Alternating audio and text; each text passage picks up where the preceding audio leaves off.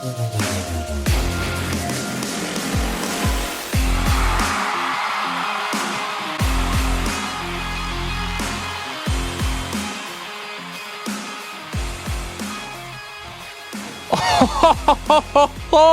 my goodness. Oh my goodness, Colts Nation. You have got to be kidding me. When's the last time that you have been this happy to be a fan of the Indianapolis Colts? I mean, what a phenomenal week one victory for this team against the Miami Dolphins. And there's so much to talk about as a result of this game that I don't even know where to start. I guess maybe the best thing to do is, before we really get into maybe overreactions and being so positive, like the Colts going 17-0, well, 20-0 if you count the playoff run to the Super Bowl and win there, let's put a little disclaimer out there, or a couple disclaimers out there, just to make sure we're being objective and fair in how we talk about this game. Okay, number one, the Colts, yes, they did win 33-8, but that was against the Miami Dolphins, a team that particularly now I don't expect to be any good, but also a team I did not expect to be any good coming into this season. So that's something we have to keep in mind as we look at this game. And then number two, this was week one. Now, for the Colts, of course, they have not won a week one game since the year 2013, before yesterday, right? So very symbolic for them individually as a team, as you talk about kind of changing the trajectory of where things are headed for this organization. We, of course, know kind of the mediocrity that we've been looking at with this organization for the past, 7, 8, 9 years, whatever it's been, right? But ultimately, in the NFL, if you've been watching long enough, you know week one isn't exactly a surefire indicator of how a season is going to go. And ultimately, there's a lot of things that happen in the NFL in week one that really don't tell much of a story about the league at all by the time the season is over. So both of those things are very, very important when we really try to be realistic here about what the Indianapolis Colts just did. But with that said, I have to say, it has been a very, very long time since I have seen the Colts dominate in all facets of a game like we just saw them do against the Dolphins. Like, it was at every level. Offense, defense, special teams was at least good enough. I mean, the Colts really dominated that game from beginning to end with really no suspense, right? I mean, when's the last time we've seen that? We call them the cardiac Colts for a reason. At one point in the second quarter, the Indianapolis Colts had 3 receivers on the team with more yards than the entire Miami Dolphins offense. The Colts in this game scored on every single possession, the first team to do that since the year 1978, which, to put that in perspective, that's before Joe Montana was even in the NFL, right? Like, that's a fucking long time for someone to have not done that. Now, of course, that was assisted by a running into the kicker to, Rigoberto Sanchez. Totally fine. For something like that to happen, you do need at least one thing to go your way. But other than that, I mean, that was pretty clean. The way the Colts went about setting that record, whatever it is that you want to call it, the way the Colts accomplished that. The Colts scored on their first 3 drives of this game.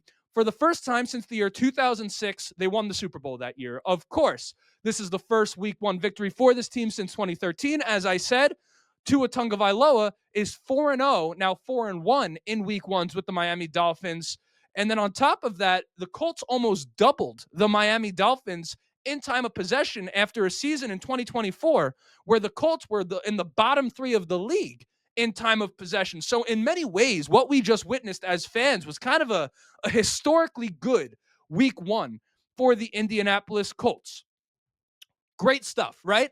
Now, let's go on and address the elephant in the room. Actually, hold on. Before we even address the elephant in the room, because it's going to be a fucking rant of the highest order. You know how it is when I get riled up, right? So we're going to address the elephant in the room, and many of you guys already know what that is, and then we're going to talk about other takeaways on the offensive and defensive side of the ball. But before we do it, you know what it is? I got to introduce the show. My name is Justin. This right here is the Behind the Bench Colts podcast. As always, ask anyone watching and enjoying the show, go ahead, shoot a like. It's going to help me get out to as many Colts fans as humanly possible. Of course, subscribe if you want to be a part of the journey. We are on our way to 4,000 subscribers. We want to get there. We will get there, really, by the end of the season. So if you keep coming back, enjoying the content, perhaps it's your first day here and you're enjoying what you're hearing so far, hit that subscribe button. Never miss an episode again. Of course, audio listeners, leave a 5-star review. Let the people know how much you're enjoying the show. But most importantly, be civil in the comment section. You don't know what the person on the other end of the keyboard is going through today. I suspect that everyone's going to be kumbaya today, right? We don't have to worry about anyone getting angry in the comment section after a game like this. Also, final thing before we get back to the regularly scheduled program, if you do not already, Follow me on X, Twitter, whatever it is that you want to call it, at Justin RTB Colts. During this game, I tweeted, I didn't count, but probably like 20 times live during the game. So if you kind of want a different view of what I'm thinking about the Colts and really kind of real-time reactions to the game as it's happening, you're going to want to follow me there. If you enjoy what we do here, you're definitely going to enjoy what we do there. It's very much a different look, a different perspective, a different whatever it is that you'd want to call it. It's not like you're going to go to X and be like, oh, this is just everything I saw on YouTube. That's not what it is. Like, it's a very, very different platform. I treat it differently. And if you don't follow me there yet, I hope you do, because not for anything, not nearly as accomplished on that platform as I am here, and I'm not all that accomplished here either. But neither here nor there. Let's talk about the elephant in the room. You all owe Daniel Jones, Danny Dimes, Indiana Jones. You owe this man an apology. In fact, I said you owe him an apology. I take it back. An apology is not even enough. An apology is just one half of it, okay? The other half of it is that this right here, what we just witnessed for the Indianapolis Colts in week 1, needs to serve as a lesson in how we cover this team, in how we discuss this team as fans, as a media, as whomever it is that is talking about this team. And if only someone in Colts media this offseason was here to tell you this about Daniel Jones, if only someone said that you weren't really 100% sure what he can do, that he's better than you think he was, if only there was just one guy who was doing that. All right, it was me. And listen, I hate to take a victory lap. Well, actually, that's a lie. I love to take a victory lap. There's nothing I love more than being right. And when I'm talking about something for so long and I know that I'm right and I'm watching everyone disagree, of course, seeing something like this is incredibly validating, right? And I did try to save you from yourself, right? Like, I tried to stop you from putting your foot in your mouth, but hey, it is what it is. Now we're here and we're all happy the Colts won. And listen, it's not entirely your fault, by the way, that you felt that way, right? Like, I'm not even mad at you, the fan, for kind of having your opinion on Daniel Jones the way you had it. After all, Colts media kind of spoon-fed you this narrative about Daniel Jones, knowing damn well that they basically had never watched him play. They really didn't know the timeline of what happened in New York. They didn't know quite what he had around him or what he didn't have around him. They didn't take into account the fact that it's a terrible organization with a bad owner and a bad GM, and really a media and a fan base that really tears guys down at the quarterback position in a way that kind of has both New York teams, the Giants and the Jets, in a quarterback purgatory, because quite frankly, it's impossible for a young guy to succeed when a fan base is going to turn on you at the snap of the finger. They didn't consider the fact that the best receiver he really ever had before his last year, when the damage was already done, what was Darius Slayton, or the fact that they never gave him a good offensive line, or the fact that they signed Kenny Golladay to one of the worst contracts in the history of football, at least at the wide receiver position. I mean, instead of looking at all the things that happened in New York when the Colts signed Daniel Jones, instead of analyzing it and bringing it to you, what Colts media did is what anyone could have done. And I think lazily so. They looked at the most surface level stats and they combined that with kind of a blind worship or hope in Anthony Richardson that he was going to become a guy that he had not shown any evidence that he was going to be, and then came to you guys and kind of gaslit you and tried to make it as if there was no justification at any point to start Daniel Jones. Well, guess what? You just saw the justification. You just saw what I've been saying since the moment the Colts signed Daniel Jones, that he was likely a better quarterback than Anthony Richardson, and that he has never, ever had anything close in terms of an infrastructure like what the Colts were able to provide for him. And I mean, how many times did we have to see guys in the NFL come out and kind of have a career renaissance? Of course, Chris Ballard brought up Alex Smith when talking about Daniel Jones, but then we've seen guys like Sam Darnold, and we've seen guys like this point would have been much better if I remembered who the hell I was going to reference, but neither here nor there. Geno Smith, right? There's been a whole number of guys that have kind of started off slow and then needed to come into their own.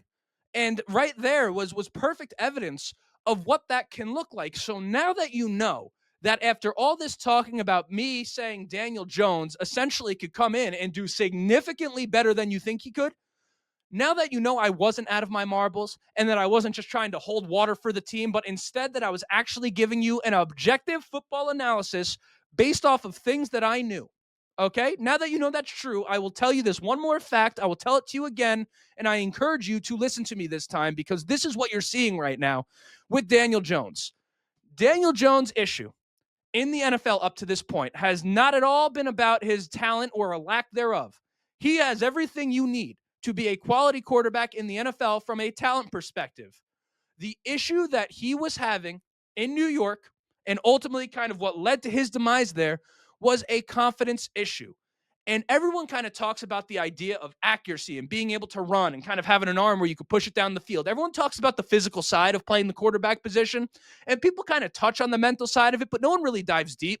And confidence at the quarterback position is so wildly important. And if you're not confident at that position, it could make you look significantly less talented than you are. Like having any sort of doubt in what it is that you're doing, any sort of indecision, right?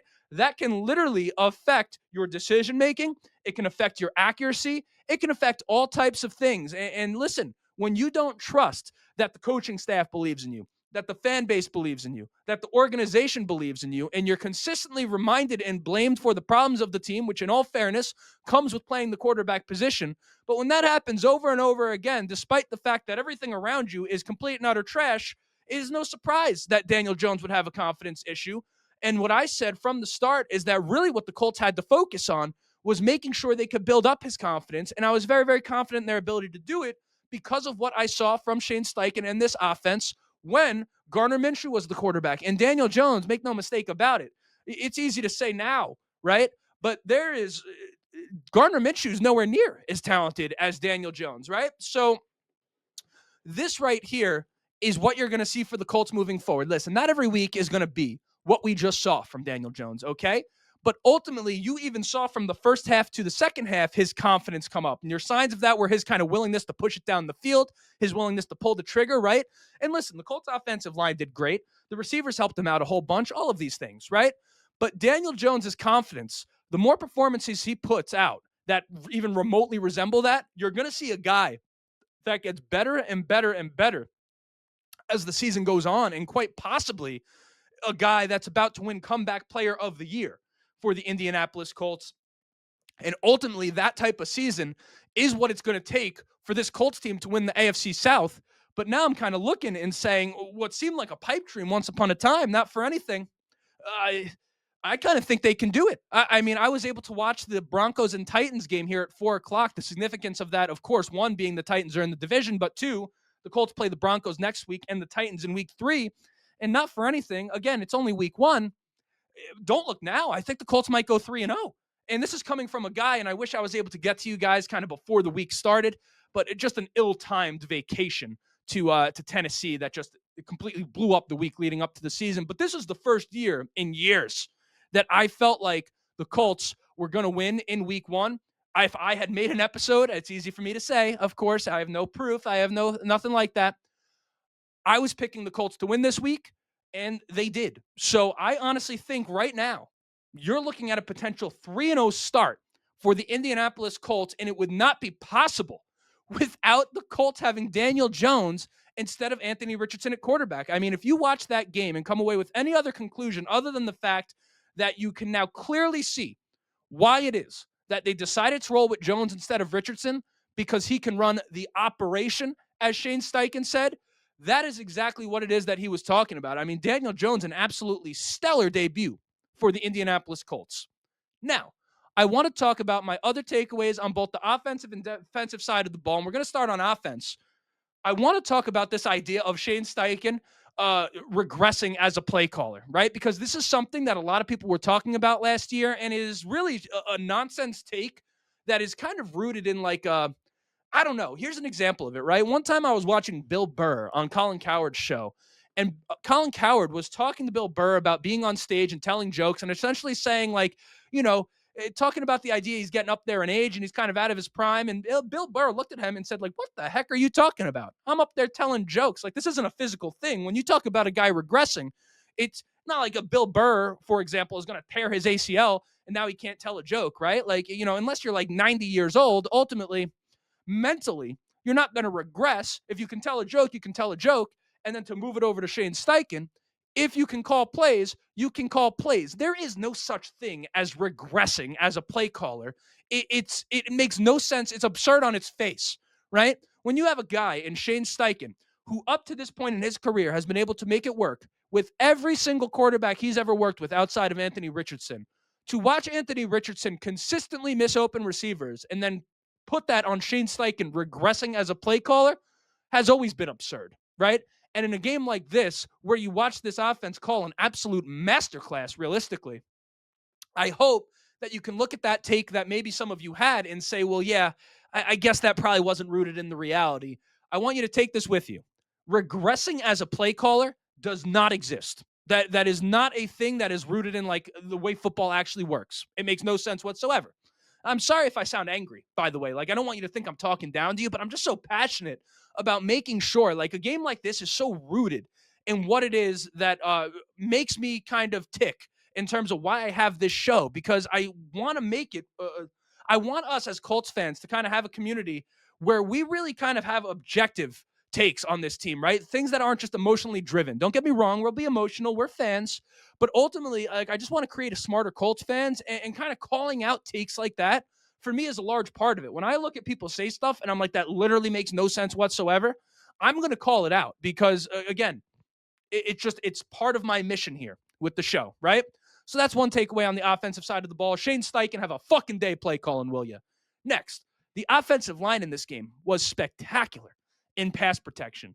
And then Banner Tortellini and Matt Gonsalves really kind of did their part in the running game as well. Gonsalves had that one holding call, and that's all good and well, right? It's his first game starting at right guard in the NFL, ultimately in a regular season atmosphere. I think maybe he might have last year at one point, but ultimately this is his first real run around here. And listen, the offensive line as a unit was excellent, right? The beauty of the offensive line is maybe more so than any other unit on the team. That really is something that requires kind of all parts being aligned, right? Like the offensive line is very much like kind of the stereotypical idea of like Christmas lights, right? Where if one of them goes out, the whole thing goes bad. The offensive line does require everyone being on the same page, but the Colts do, outside of Bortolini and Gonsalves, despite the fact that they have been there now since last year, they have continuity at left tackle and left guard and right tackle in Bernard Raymond and Quentin Nelson and Braden Smith, respectively. So in that, you kind of have Gonsalves and Bortolini tucked in between two guys that have a lot of experience with this team and this scheme. And those guys can kind of help bring those guys along. And I thought that's what you saw. I thought the Colts offensive line was really, really impressive in this game.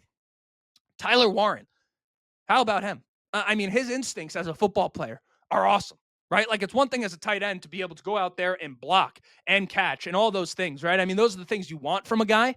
But not only was he productive in this game, but like the way he runs with the football is like, I'm not sure if I've ever seen it out of a tight end. I certainly can't remember a time. Like, he's out there, he runs like Mike Allscott or something like that. Like, I mean, he's very, very impressive with the ball in his hands. And it was one of the things that stuck out to me with him at Penn State. And for example, like, there was one play when I speak about his instincts, it was like, I don't know, a 3rd and 4 or something like that. I would have to go and look back at the box score, or the play-by-play. And they threw that ball in front of the first down, right? So the ball in the air didn't get the first down, and there was 2 guys coming at Tyler Warren, and it looked like they were going to tackle him before the first down, and he kind of just stopped on a dime and cut that thing inside. And really, it was, I don't even think he was looking at them. Like, it's almost like he just felt it. And it was just one of those moments where it was a very, very little thing outside of the catches and the numbers and all of that stuff. I just looked at that play specifically, and I said, gosh, this guy right here just gets it, man. Like, he's just a football player. And Tyler Warren, what he adds to this Colts offense cannot be understated, or cannot be overstated, rather.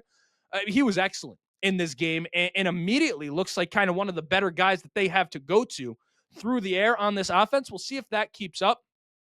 And then finally, on the offensive side of the ball, DJ Giddens, I thought, looked the part when JT went down. As of right now, as I record this, I don't know exactly what's good with JT at the moment. I don't know if it's a concussion or if they were just playing it safe because they were up by so much, the whole deal. He was like a little shaken up, right? And they just take him off and say, listen, man, like, you're good. DJ Giddens came in, and I thought he looked really, really good and kind of reminded me a little bit, at least in terms of kind of how he fits into this team. You know, a while back, the Dallas Cowboys had a guy by the name of Ezekiel Elliott, and they drafted a guy by the name of Tony Pollard. And Elliott at that point was one of the highest paid running backs in the NFL, and he is coming off some great seasons, right? And Tony Pollard slowly worked in as a change of pace back and built his credibility within that offense. And as Ezekiel Elliott went down, Tony Pollard sort of hit his stride. And we know he's with the Tennessee Titans now, but for a while in Dallas, they had a spectacular 1-2 punch between Ezekiel Elliott and Tony Pollard. And I feel like the combination of JT and DJ Giddens, in terms of kind of what Giddens brings that JT doesn't, kind of like a level of like, man, I don't know. It's not that JT isn't fast, but like Giddens kind of just has like it looks different. Like I can't put my finger on it. And I'm not so much of an NFL expert that I would be able to explain it in like the most, objective terms, but he's like slippery. He's quick. Like he looks different than JT when he runs the ball. And of course is a little more fresh at this point in his career. I kind of like that 1-2 punch right there. And I was also really happy to see them call Ulysses Bentley up from the practice squad in the absence of Tyler Goodson, because he's a guy, even though I don't think we saw anything from him, maybe a run or two. He's a guy, man, I liked how he ran the ball in preseason. But nonetheless, DJ Giddens is who I wanted to spotlight, because in the absence of JT, I thought Giddens really looked the part as a runner, right? I don't know if he'd be able to handle being an every down back. We don't know. But it was just something I noticed and said, wow, like the Colts, man, he's a guy you don't even think about when you think about the weapons on this team. And he went out there and ran the ball damn well. Now, in all fairness, they were doing whatever they want to this Dolphins team, who was clearly unprepared from a physicality standpoint, right? Like the Colts, a lot was made about the fact that they were going to get more team reps in training camp and how they wanted to be conditioned and physical. And you got to be physical in this league. And this game right here on the offensive side of the ball, I mean, they absolutely bullied the Miami Dolphins really up front and kind of just all around. Like they just looked like the Dolphins did not look like they were ready to play like the Colts were ready to play, clearly, right? As is reflected in the score. Now let's move over to the defensive side of the ball. And I want to talk about some of my takeaways there before I give you the rest of your day back. How refreshing was it to see this team on defense run around the way it did, right? Blitzing guys from the secondary, to see Nick Cross come in and get a sack on a blitz. The way the Colts played, don't get me wrong, we could sit here now and trash the Dolphins all we want. And again, I don't think the Dolphins are going to be very good this year. But at the same time, the Dolphins offense has really not been their problem, particularly in like games with good weather, right? And when you talk about guys like Tyreek Hill and Jalen Waddle, like those guys are no joke. And that is no easy task for corners that are out there playing some man coverage. And Tua was clearly confused by what Smooth Lou had, Lou Gabagoo.